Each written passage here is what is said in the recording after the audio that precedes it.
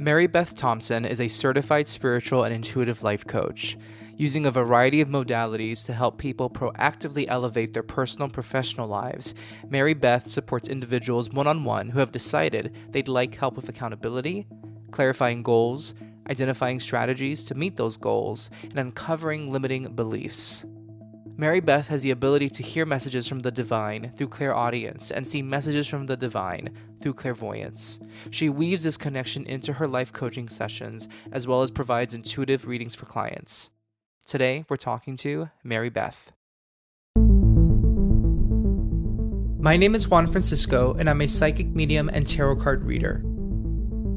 I've always been curious about the supernatural, the paranormal, and psychic abilities, and I'm here to share my stories and interview folks who want to share their own stories with us. Let's get to it. Mary Beth, thanks for being on Third Eyesight. Good to see you. Good to see you too. Thanks for having me. Of course, of course. And we connected, I think, through Instagram a while ago. And then we exchanged some readings recently, and we'll go into that a little bit. But I would love for you to tell our listeners where you're based and a little bit about the work that you do. Sure. So I live in the suburbs of Atlanta, Georgia. I spent most of my life in Virginia. I have two young daughters. I'm married. For anyone who's interested, I'm an Enneagram 2. I am a human design projector, and I'm a Cancer Sun, Aries Moon, and Libra Rising. I feel like in our line of work, that's like our fingerprints, right?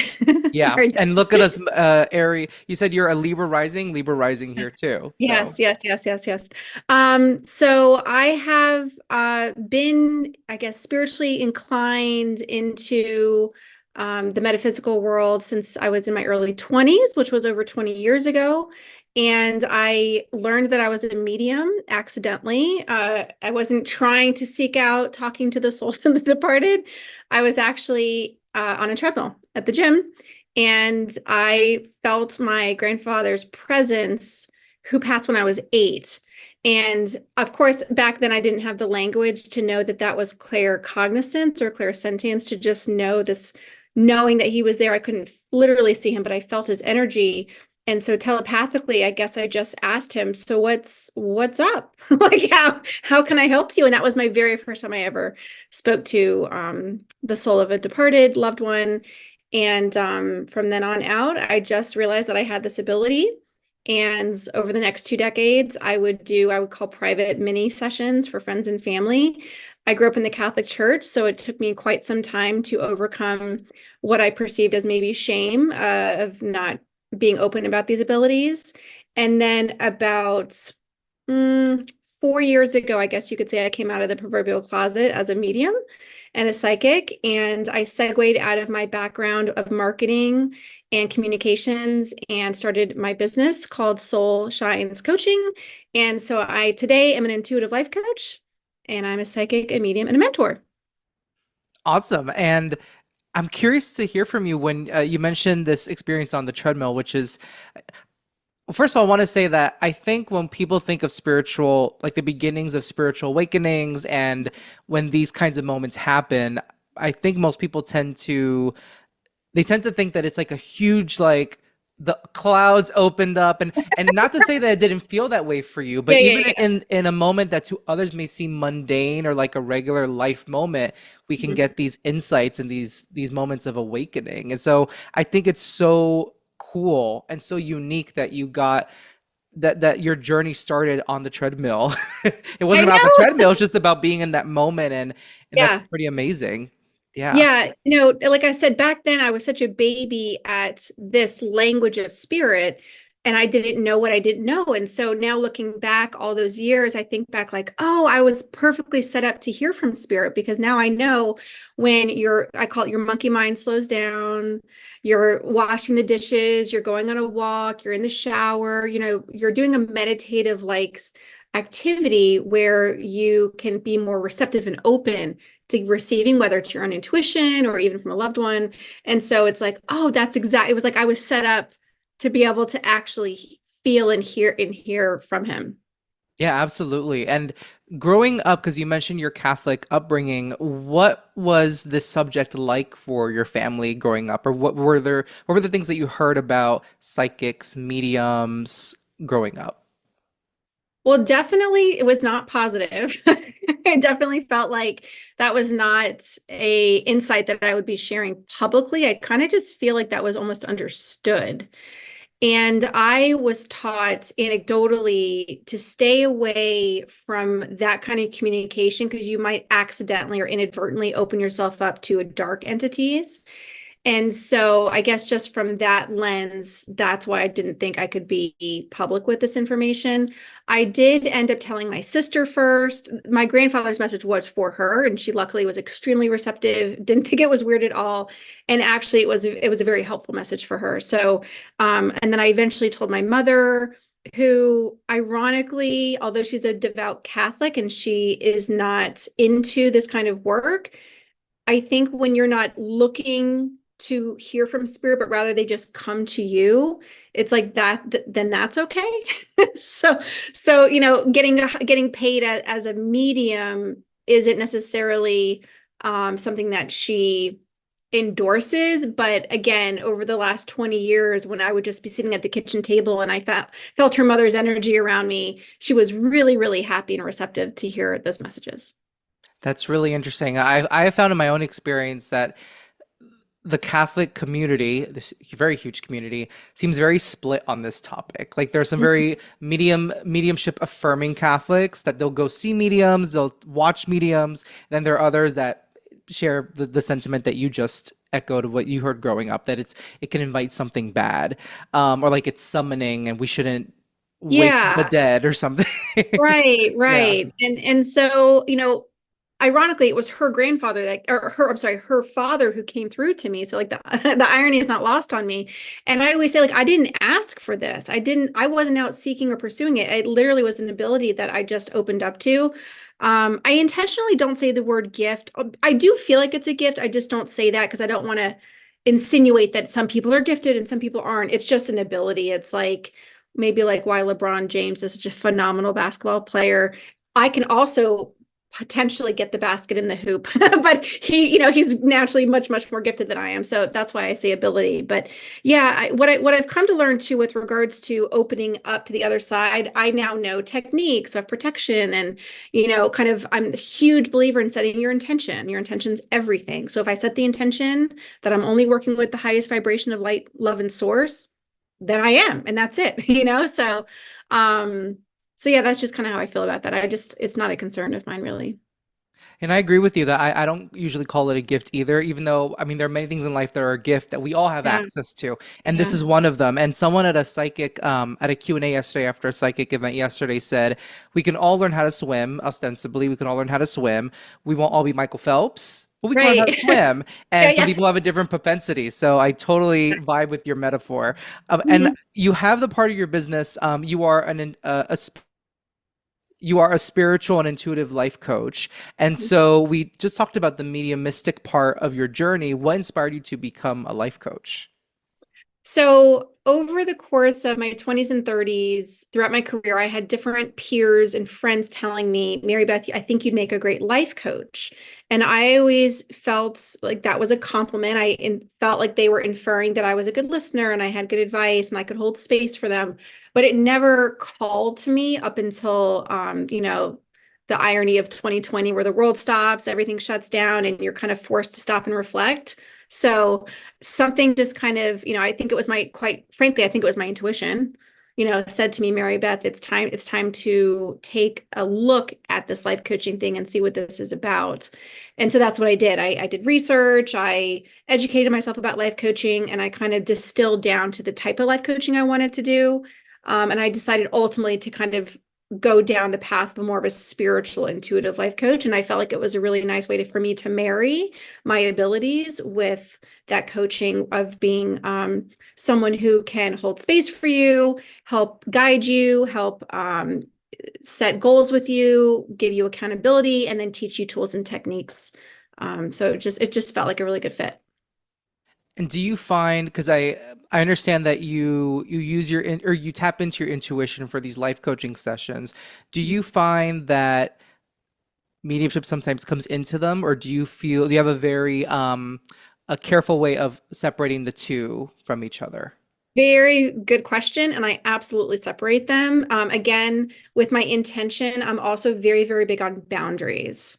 So I kind of just have this unspoken rules with spirit. It's like my taxi light is on and off. And so generally speaking, I'm very clear about when I'm doing this work versus this work over here. And so there's not a lot of overlap.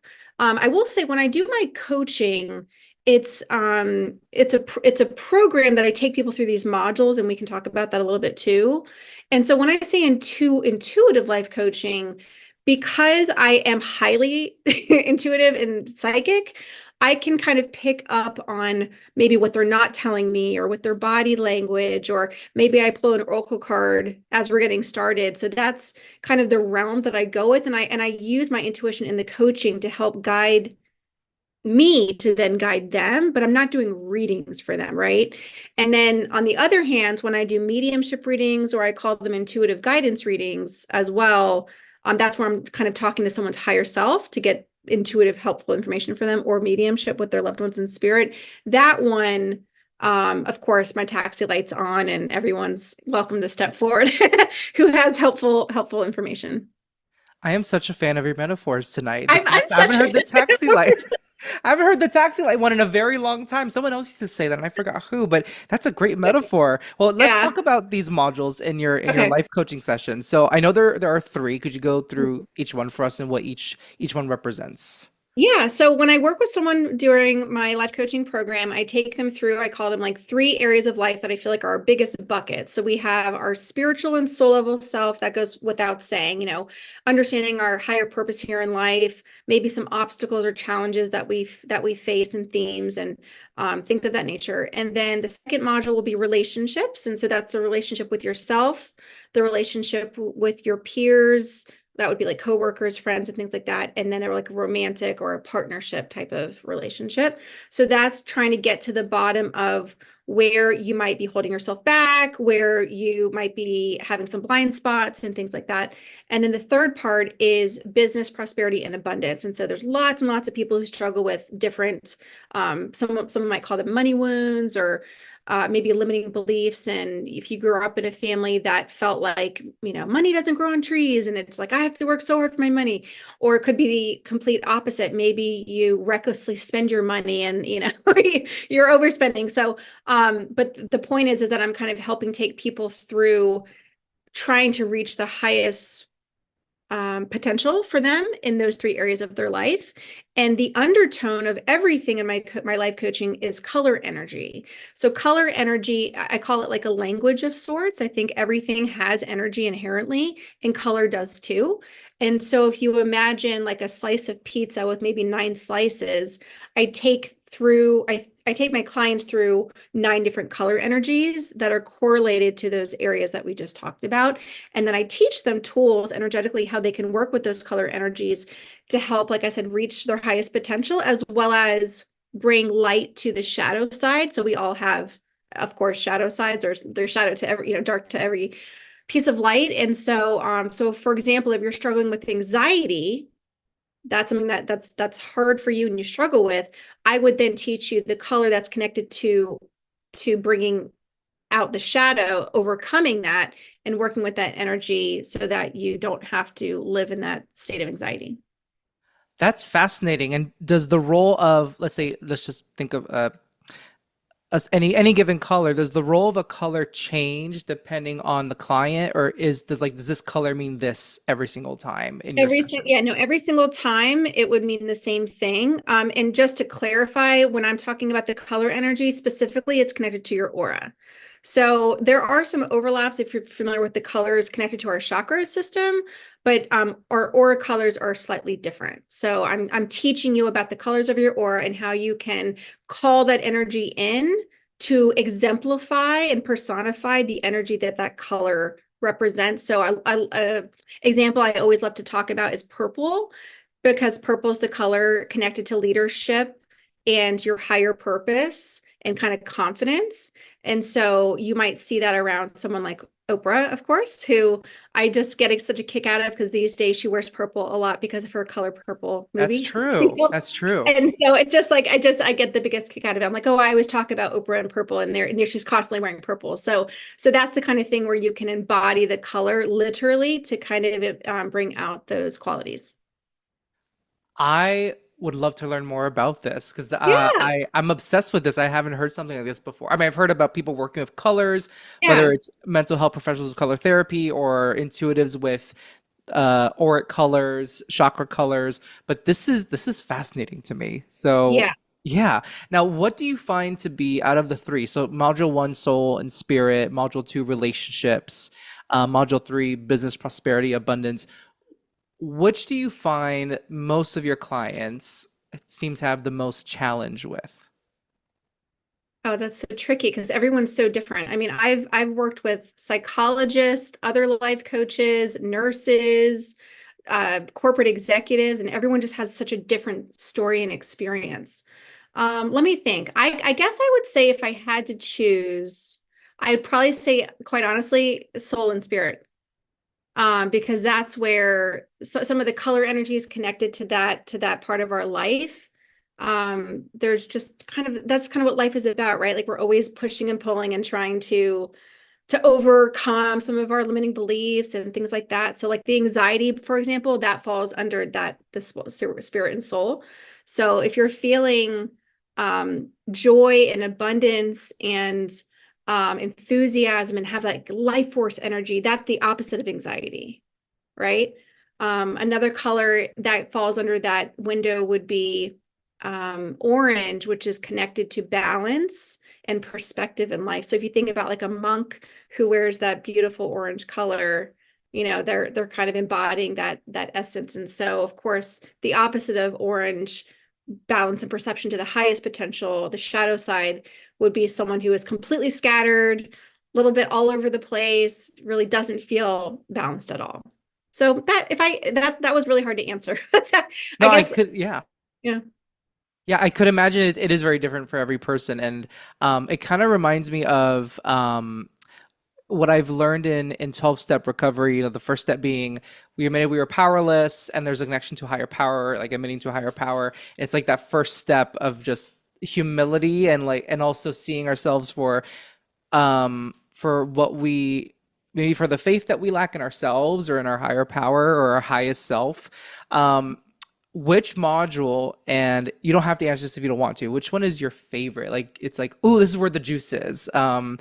Or the one that you're most excited to work through with clients. Am I allowed to say this? An orb just flew in front of your chest. You'll have to go Oh back and watch. wow. I will definitely Yeah. have to go back. Yeah. 8:20 p.m. Eastern. Got it. I will take a look at that. It was really Wow. beautiful. I just kind of like whimsically like flew right in front of your chest. Well, oh, there is a little hair here. Wow. I'm gonna check to see if it's fur or something else. Yeah, I'll yeah. definitely check. Thank you. It looked like it. Okay, so what is my favorite? Is that what you asked me? Yes, Um, if you feel comfortable saying, because I know it's hard to pick a favorite. It's your no, work. they're so different, but I think maybe because it's such a big passion of mine. I mean, obviously soul level, work and spirit work is highly important to me.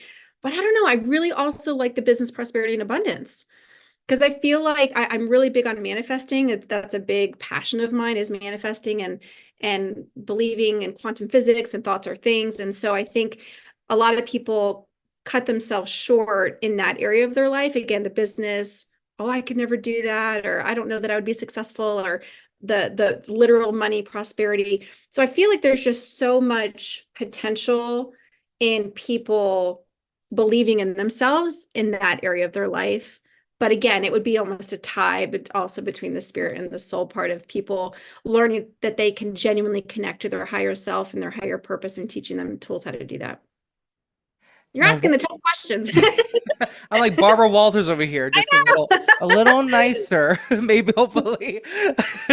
What has been your favorite moment in a client, either a reading or a life coaching session? And of course, without naming names, whatever you're comfortable sharing, we'd love to hear that favorite moment. Oh, that's probably also an impossible answer I could come up with, but one that just comes to mind right away because it was just so incredibly memorable was I was doing a mediumship reading for a client. She had lost her father to lung cancer, and she happened to be sitting out in her back screened in patio during our reading. And so you could see her backyard, and there was a deer that showed up, and it stayed for the entire reading for an hour practically. And it turns out that her dad loved deer. And she said that had never happened before in her whole life of living in this house. A deer had never just strolled up and then chilled for an hour. And so the reading itself was unbelievable. It was one of those readings where the person goes, "Oh, well, yeah, uh-huh, uh-huh." Every single solitary thing was just like spot on. So that was just such an impactful reading. One thing that I remember in particular in that reading was so she had breast cancer after her father passed, and what he said to me was, "I would have never, not on my watch, would I have let you pass before me." It's kind of the way he said it, and that that you were going to survive, and I was not going to. I was basically not going to take you into this world and then let you leave with your last breath. So that was kind of the gist of it. And she told me that he actually said that to her when he was alive. And so that there's a 20 other examples I could give you, but that reading was just one of a kind, and that deer being there the whole time was just remarkable. Yeah, that's wild. I You can't make that up. Yeah, yeah, yeah. It's just like who summoned the deer? I That know, is I know. pretty And the fact that it incredible. just like laid down and just was like, well, I'll just be back here, just waiting. Wow. No, that's absolutely incredible. And in your work, whether through your mediumship work or your intuitive life coaching work, what has what is your journey? What has this work with clients taught you about yourself and your own journey as a human, as a soul in a human body? Oh my goodness. What has it taught me personally?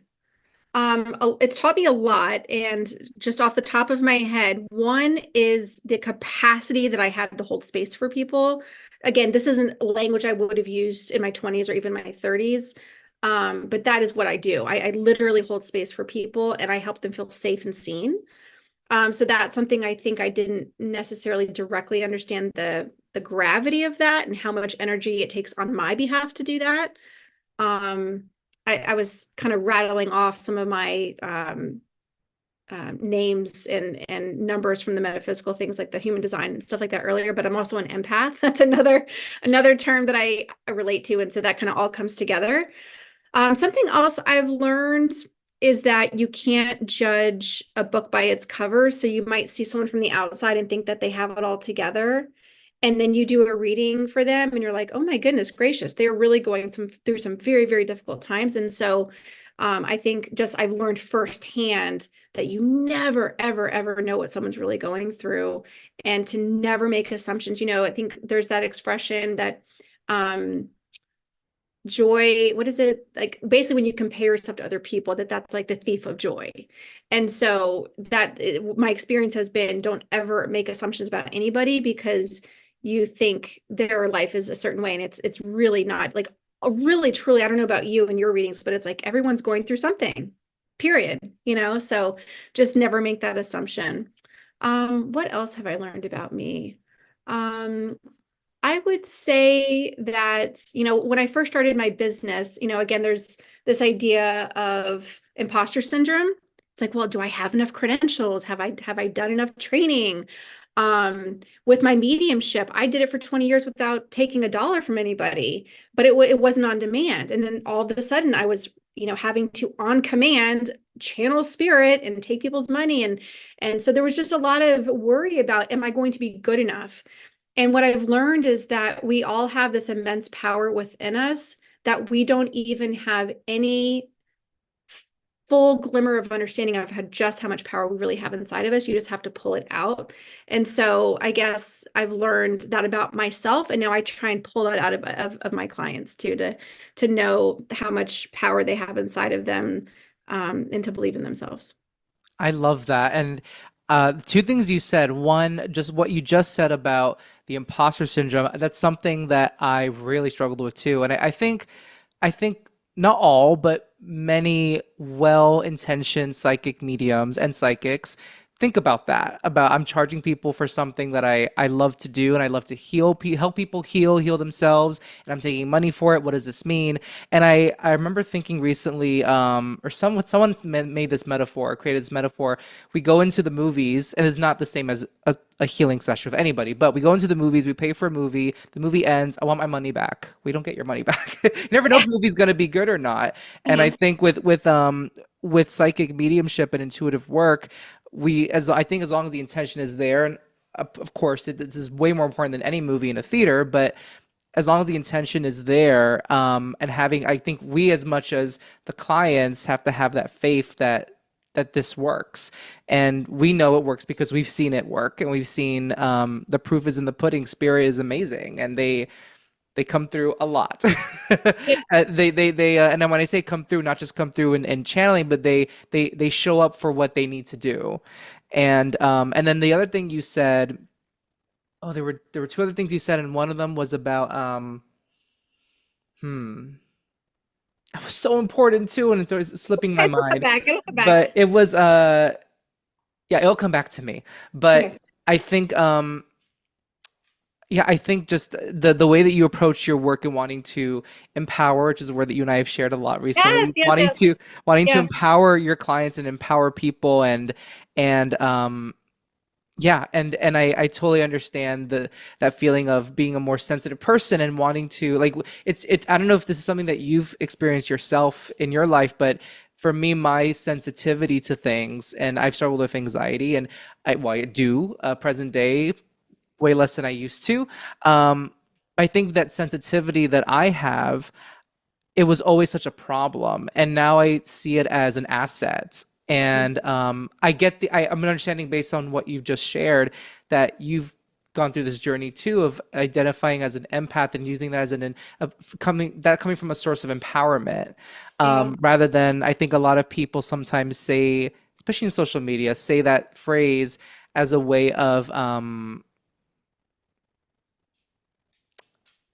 victimhood. Am I allowed to say that? Yeah, yeah, yeah, sure, absolutely. Yeah. Yeah, Yeah. it's funny you say that. You actually just use a pieced this workshop together I've taught in the past called Empowering the Empath. And so the whole the whole premise It's like is, we're psychic. I know, right? Kidding. The whole premise of that workshop, and I do this in my mentoring too. So I have people who I feel like they have these abilities, but they just don't know where to start or don't know where to begin. And a lot of these people are empaths, which is not a surprise. And so I use this kind of toolkit to help people understand who are empaths, that it doesn't have to be a detriment to your life, that it doesn't have to be something that is a weakness to you if you understand how to use it to your advantage. And then, of course, how to protect your energy, how to disconnect cords from people, how to ground your energy, and kind of giving them, like I said, the tools that they need so that they aren't a victim. Right. Yeah. Is that still available? I could probably use that. It is on my website. Yeah, no, Perfect. I have the replay on my website. Awesome. Awesome. Well, the last question I have for you is, what is one myth about the work that you do that if you could debunk it right now for the rest of time that you want folks to know about? That one myth that you would debunk about what you do? So, one myth that comes to mind is that I think when the average layperson finds out that you're psychic or an intuitive, that they think that we just read your minds for fun, right? Or, just to like pass the time. And so I think I would like to debunk that that's not ethical. I would never do that without someone's permission. Frankly, why would I want to get into your subconscious or, do any soul work with you, just to pass the time? So I think that would be my response to that is we don't, I can't speak for everyone, but I think the majority of us ethical, intuitive psychics and mediums are not just trying to cross that barrier from an intuitive psychic standpoint. I would only ever do that if you gave me permission. Yeah, and I'm with you there. I don't think I want to know what people are thinking a lot of the time. I'd rather not. And I find that psychics, I mean, I grew up going to whether it was fairs or what I would see on TV, like TV psychics, some of whom were good, and some you could tell that they it was a lot of ego. And the ones with a lot of ego, it was more of that like I can read your mind and I can the lottery numbers, whatever it is. And I feel like that attitude or that stereotype that people have of psychics, what it means to be psychic, comes from a lot of assumptions, but maybe from some people out there who say they're psychic, and maybe they are, but they come at it from a place of ego. Like, look what I can do. And Right, that's just not exactly. the, yeah. And it's like, and to what end? Am I going to read your mind so that you can help yourself? Or am I going to read your mind so you can tell me, oh my God, you're amazing. How did you know Yeah. that? And like you said at the beginning of this conversation, the intention is so important. What are we doing it for? And I think that it's healthy for us to get a certain amount of, um, pleasure and delight from doing this work and seeing what it does, but also making sure that it's for the benefit of the client and their healing and their journey. So yeah, I appreciate you saying that because people do make a lot of assumptions. I think I've been in a couple outings where I say I work as a psychic medium part time, and they go, "Oh, can you channel now?" I don't, Yeah, doesn't, I'm yeah. not a What am I carnival thinking? attraction either. Yes. Yeah, yeah. I'm not a sideshow. Do you Yeah, get that too? yeah, Sometimes. yeah, sometimes. Yeah. It happened at one of my daughter's birthday party she was at, and they got wind of what I did for a living, and one of the husbands walked up and said, "Oh, tell me what I'm thinking." And I was like, "Are you sure you want me to say that in front of everyone else?" Kind of joking. They're That's like, a "Hey," good response. they're like, Oh, "I that's don't a know. Do you really want them good to?" response. Of course, I would never do it, but just to kind of, I feel like I have to deal with it with some humor, to kind of keep, their defenses down. Yeah. Well, on that note, tell folks where they can find you online, including your socials. Sure. So I'm on Instagram and Facebook at Soul Shines Coaching. It's a plural, Soul Shines Coaching. And then my website is soulshinescoaching.com. And you mentioned the Empowering the Empath workshop. Are there any other workshops that folks should know about or anything coming up that you're excited about? Yeah, so I just started a membership. Actually, the enrollment has closed, but it will reopen again in the beginning of 2025. And so it's called the Sanctuary. It's a private community membership for people who are looking to elevate their spiritual consciousness. I have guest speakers come in who talk about astrology and human design and breath work and inner child work, as well as me teaching information about learning to trust yourself and trusting your intuition and connecting with your higher self. So this is a monthly membership that will be back if you want to follow me on Instagram or Facebook. I'm more active on Instagram, to be fully transparent, but you're welcome to sign up for my newsletter on my website as well. And yeah, I do teach workshops from time to time, and I have some of my replays that are recorded are available for a small fee on my website as well. Awesome. And I hate to say this, but 2025 is within less than 4 months away. So, folks, sign up for the membership. It's going to come Yes. before you know it. Um, Well, Mary Beth, it was so great to chat with you. I'm so happy we've connected in the past year. Me too, Juan. Thank you for having me. This was awesome. If you have a question or topic you want me to cover on Third Eyesight, head to my website, juanfranciscospirit.com/contact, and send a message my way. If you really enjoyed this episode, leave a review wherever you listen. I'd really appreciate it.